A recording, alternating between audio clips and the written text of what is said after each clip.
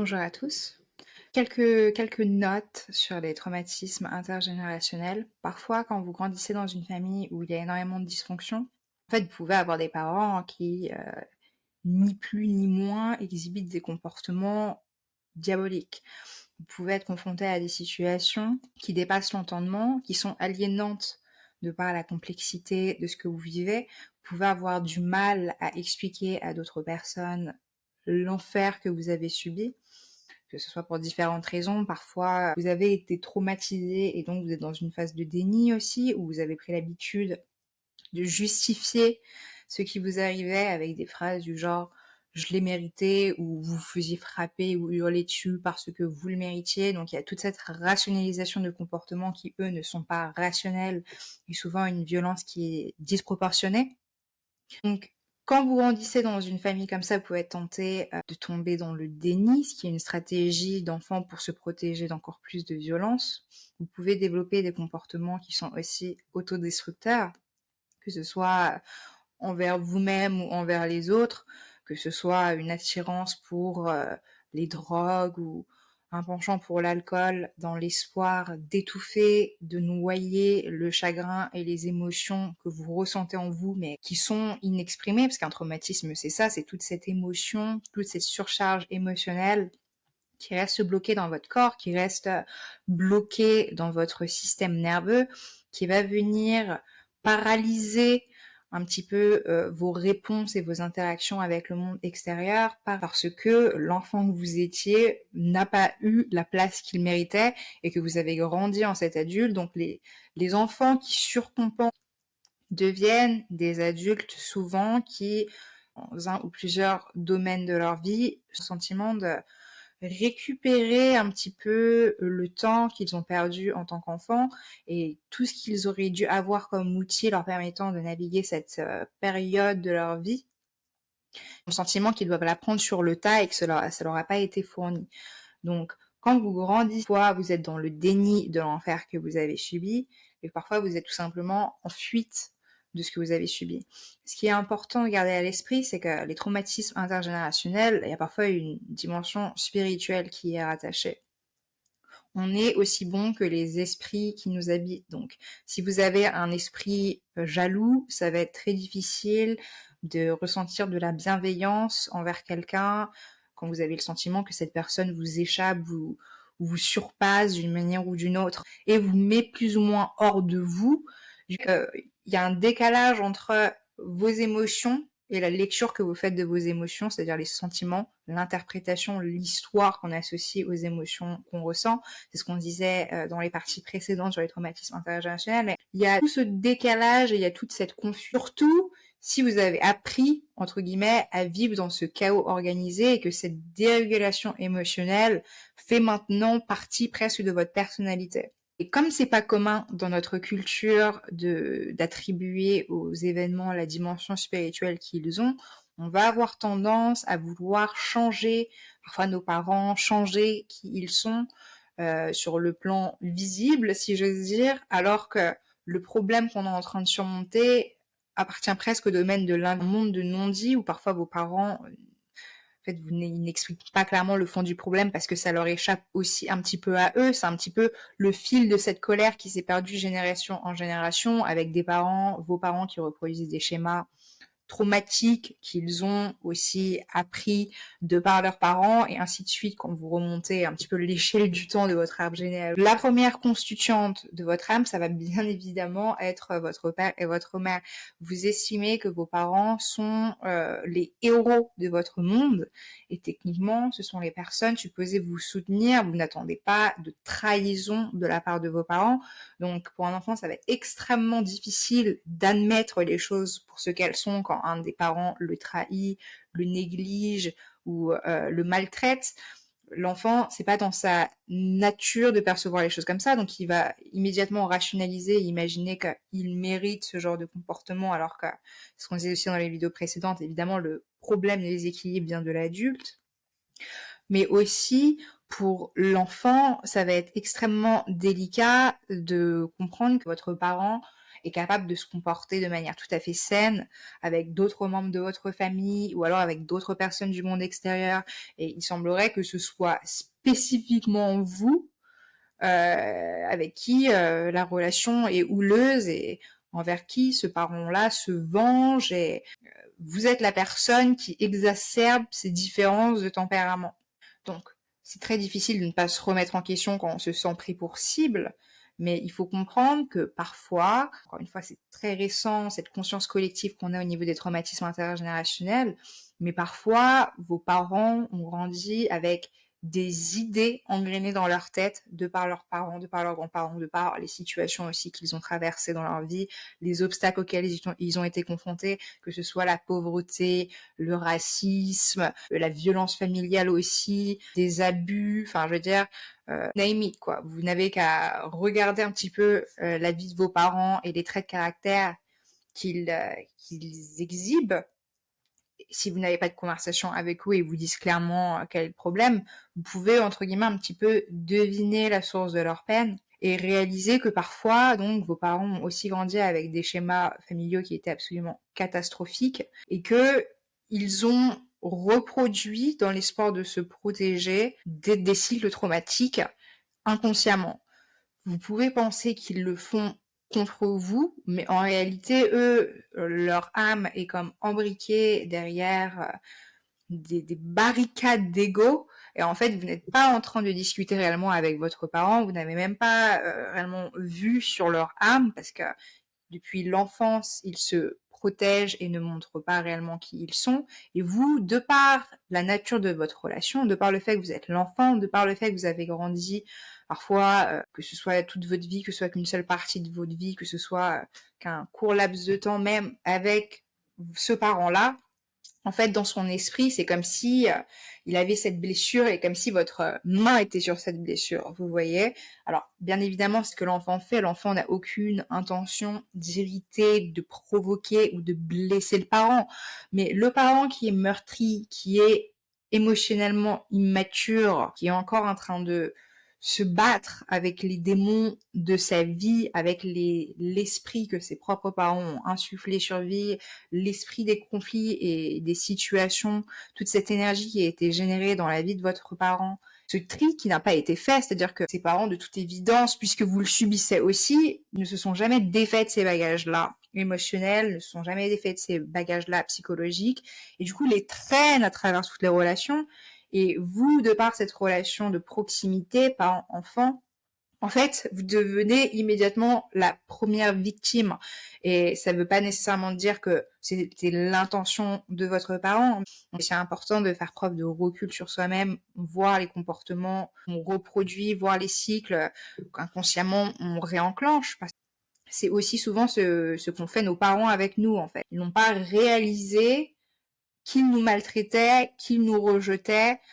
Certains parfois ont réalisé qu'ils allaient trop loin. Mais ce que je veux dire, c'est qu'ils n'avaient même pas les outils pour prendre ce recul et du coup rétablir les relations, que ce soit en admettant leurs erreurs, en présentant leurs excuses. Quelle que soit la stratégie saine qui aurait été adaptée pour résoudre le conflit, ça a manqué à la boîte à outils de vos parents, si vous voulez. Ils n'avaient pas les outils pour se comporter comme il le fallait, et ils n'avaient pas non plus le support, pas juste le soutien autour d'eux, mais aussi le support spirituel, le support mental, le support intellectuel pour absorber toutes ces informations et réellement en faire quelque chose. Parce que si les gens réalisaient réellement que ce sont ces comportements-là blanchés par des situations n'ayant rien à voir avec vous, qui rongent leurs racines familiales, et s'ils avaient cet espace où ils peuvent faire preuve de vulnérabilité, d'humilité, et dire réellement ce qui les blesse, ces déséquilibres émotionnels, tous ces sentiments qui sont un petit peu mal placés, bah, ils résoudraient le problème à la racine. S'ils ne le font pas, c'est parce que ils n'ont pas encore le niveau de conscience prérequis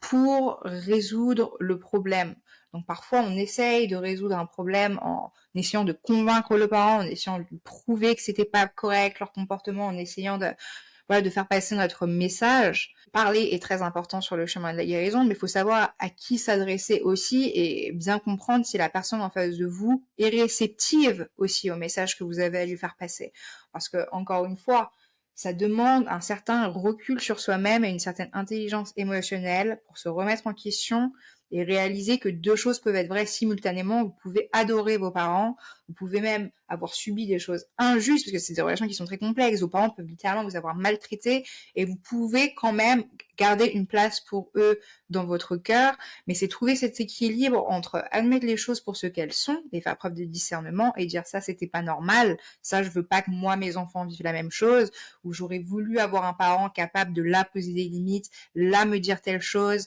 là se comporter de telle manière afin que je me sente en sécurité et que je me sente respectée, pouvoir reposer des limites pour soi-même et comprendre qu'il y a toute une dimension spirituelle à ces conflits-là et que parfois, vous gagneriez plus en prenant vos distances et en priant pour cette personne, en lui envoyant des énergies et en priant pour transcender ces énergies et en vous assurant que les messages que vous communiquez, pas seulement avec cette personne, mais dans l'énergie en général de votre vie, ce que vous voulez pour vous-même, vous assurez que ça, c'est réellement en alignement avec vos valeurs et votre bonheur, plutôt que vous épuiser à essayer de faire comprendre à quelqu'un qui n'a pas cet accès-là spirituellement. Il faut voir les gens, je veux dire, les gens sont très, très complexes. Vous pouvez être dans une relation où simultanément, vous admettez que cette personne ne s'est pas bien comportée, mais que vous l'aimez quand même. 2 choses peut être vraies à la fois, donc se dire que on tient les gens pour responsables de ce qu'ils ont fait, mais ça ne veut pas dire que vous pensez que ces gens-là doivent mourir. Vous pouvez faire preuve de nuance et faire la part des choses. Vous pouvez aussi vous dire que vous comprenez ce que quelqu'un a fait, mais que cette personne-là ne mérite pas sa place dans votre vie. Et ça, c'est très personnel. On peut être tenté de se faire influencer par d'autres membres de la famille, surtout dans les familles très dysfonctionnelles où la personne la plus dysfonctionnelle finalement dicte la cadence et tout le monde ajuste, tout le monde vient un petit peu accepter ces règles du jeu pour essayer d'étouffer le conflit et tirer aussi son épingle du jeu à travers l'approbation de la personne la plus toxique et un vilain petit canard qui est montré du doigt un petit peu antagonisé, un petit peu diabolisé. Et souvent, c'est la personne la plus saine de la famille et la personne la plus à même à rééquilibrer toutes ces dynamiques familiales. Cette personne-là va se retrouver pointée du doigt parce que ils viennent défier l'équilibre et ils viennent défier les niveaux de conscience. Mais il faut bien garder à l'esprit que la famille dont vous venez, tout si elle était malsaine, ne doit pas être la source d'énergie de la famille que vous voulez constituer. Il faut savoir créer une rupture, créer une coupure énergétique où tous ces enseignements, tous ces esprits qui ont rongé votre enfance et qui ont rongé les relations familiales se mettent bien d'accord avec vous-même sur le fait que vous n'alimenterez plus cette énergie-là. Et ça, c'est déjà une dimension spirituelle pour régler un problème. Vous n'avez pas besoin toujours d'aller voir le parent dysfonctionnel en lui balançant vos 4 vérités. Vous pouvez le faire si vous estimez que c'est approprié, mais parfois écrire une lettre que vous déciderez ou non de garder pour vous-même, mais où vous videz votre sac et où vous dites les choses et où vous nommez les choses pour ce qu'elles sont. C'est aussi un exercice très bon quand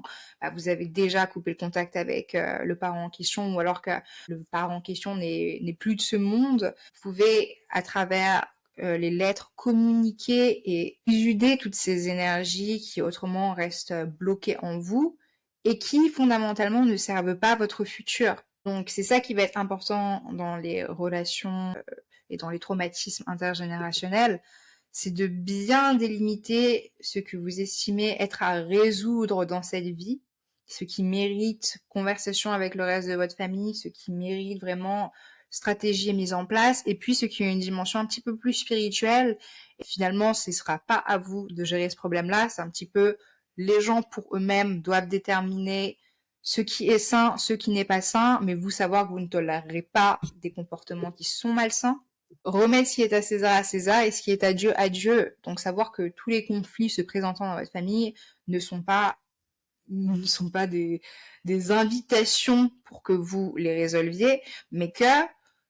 l'élément déclencheur de votre colère, de votre tristesse, de votre dépression, le nerf de la guerre, ça, pour sûr, puisque ça vient déréguler toutes vos dynamiques, puisque ça vient déréguler toutes vos relations,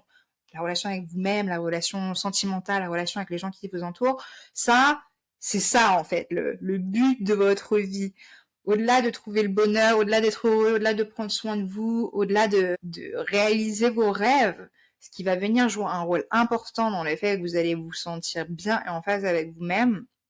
c'est de couper le cordon avec le nerf de cette guerre-là et mettre en place des stratégies qui fait que vous vous sentiez en contrôle. Donc c'est pas résoudre tous les problèmes, c'est trouver la chose qui vous empêche de dormir, le dilemme qui est un petit peu voilà la pierre qui va venir tout rééquilibrer une fois que vous l'aurez sorti du lot. Et trouver cet élément-là pour recimenter les fondations de votre vie et ne plus vous sentir en déséquilibre ou vous sentir par des dynamiques familiales qui ne sont pas les vôtres. Donc ça va être très différent d'une personne à une autre. Et encore une fois, ces exercices de,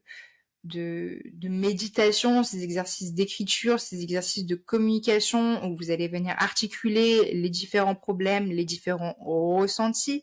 partir de là, partir non pas du monde extérieur, parce que le monde extérieur envoie 1000 signes à la fois tout le temps, mais on part de soi pour s'offrir au monde. Donc, voir en vous la manière dont vous vous sentez, voir en vous ce qui vous appelle, voir en vous ce qui vous dérange, voir en vous ce que vous voulez vraiment changer et ce que vous voulez vraiment accepter aussi, parce que tout n'est pas sur ce chemin de la guérison, tout n'est pas que changement. Il y a aussi énormément d'acceptation. Tout n'est pas une invitation à la guerre ou à un chantier. Parfois, c'est une invitation à faire la paix avec soi-même et à être plus à l'aise avec soi-même, un petit peu moins rigide d'esprit. Donc, ça aussi, ça va être du cas par cas. Chacun va savoir pour lui-même ce qu'il veut, ce qu'il ne vaut pas. Mais il faut déplacer toute cette énergie-là du monde inconscient, où on prétend que tout va bien et on verra, qui verra, verra. Les transférer vers le monde conscient, où on détermine, ok, ça, dans cette vie, je vais m'en charger. Je ne vais pas laisser cette situation polluer mon énergie, occuper toute la place dans mon esprit, devenir la situation à laquelle je pense tous les jours et un élément qui me perturbe. Je vais en faire stepping stone, je vais en faire quelque chose sur lequel je peux marcher pour continuer à avancer, franchir ces obstacles en fait, franchir ces obstacles émotionnels et me sentir comme si j'avais achevé quelque chose d'important pour moi. Parce que il y aurait jamais rien de plus important que de se sentir en alignement avec vos valeurs et que votre famille est censée vous fournir un environnement pour faire ça. Maintenant, si votre famille est dysfonctionnelle, bah, c'est une invitation pour vous de construire un nouveau monde et d'en être l'initiateur. Donc voilà. C'était pour la dimension un petit peu spirituelle des traumatismes. Dites-moi si vous avez des questions et prenez soin de vous. Au revoir.